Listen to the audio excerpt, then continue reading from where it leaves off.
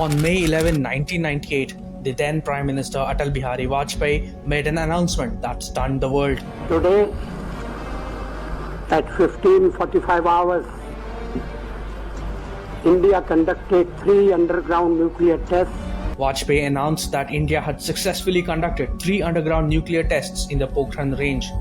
This news took the entire world by surprise. The West strongly criticized India and even imposed sanctions. In India, however, the public was jubilant and praised Prime Minister Vajpayee's bold move. The opposition's reaction, meanwhile, was quite different.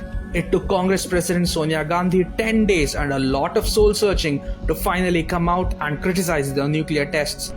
Advocating for a nuclear weapon-free and non-violent world, Sonia Gandhi said that real strength lies in restraint and not in the display of power.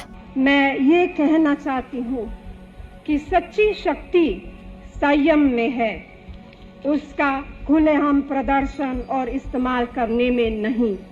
Shocked that the Nehru-Gandhi foreign policy consensus had been destroyed by Vajpayee, the Congress decided to take on the government for generating what they called a war hysteria.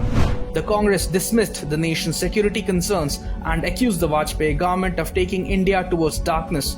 What the Congress failed to understand was that events leading up to the tests had resulted in escalating tensions between India, Pakistan and China.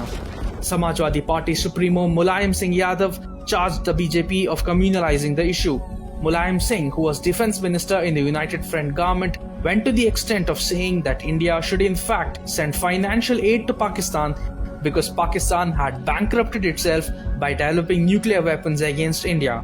RJD chief Lalu Prasad Yadav quipped that Delhi was now a bullseye for Pakistan's nuclear weapons. Calling the tests reckless, RJD even tried to forge a united front to topple the NDA government due to the Pokhran tests.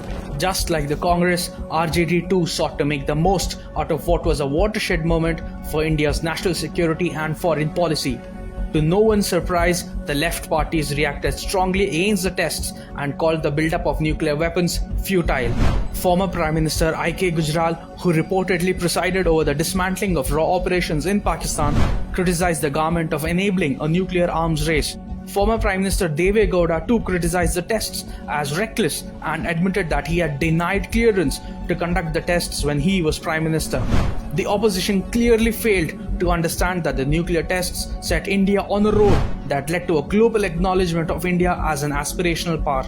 With the Pokhran tests of 1998, India was now not just a nuclear power but a responsible one at that, thanks to the decisions taken by Prime Minister Vajpayee. As today India witnesses major initiatives that aim to create an Atmanirbhar defense industry, we must remember the man who had the courage to defy the whole world for the security of the nation. Jai Hind.